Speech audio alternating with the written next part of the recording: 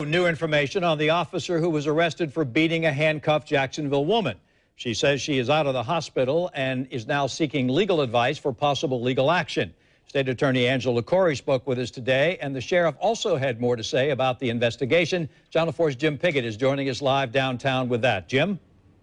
You know, Tom, when I talked to the sheriff this afternoon, he says they are still reviewing both of those videotapes. The second that we received on Friday shows the incident that happened outside the Scores nightclub, or the strip bar over there. And basically, the sheriff confirmed that that is Officer Borsatti and the woman who was involved in that. He at least believes that's the case. Speaking of that woman, Myra Martinez, we've been talking to her throughout the weekend. She says, as you had mentioned, that she's seeking legal advice, but she's also still very confused on about what happened.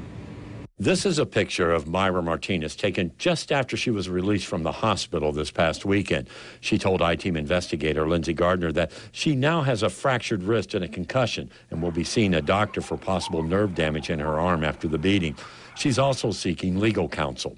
We caught up with Sheriff Williams today and asked him about the progress of the investigation and about the other officers seen in the video standing around. That's what the investigation will lead to if we find that there were things for them to be disciplined for. So, you know, without speaking out of turn, again, letting the investigation follow its course, we have to take those steps initially to make sure that we can, you know, look at the incident, the totality of all the circumstances, and make a good decision there. So the investigation has to play out first before anybody gets any additional discipline or anything else happens, and right now that investigation is still ongoing. We also talked to State Attorney Angela Corey. She told our I-Team that she had looked at the tape with JSO before the officer was arrested.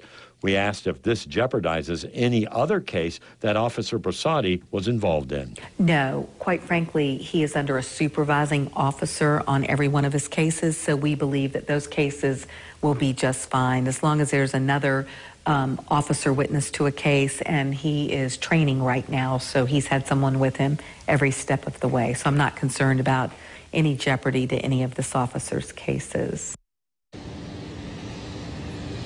And of course, we've reached out to Officer Borsatti and so far have not heard from him. The sheriff basically is telling me that with the supervisor in this case, I was asking him if the supervisor was ever called at either location, the jail or at the bar, and he says that's something they're still investigating. We're live downtown, Jim Piggott, Channel 4, the local station.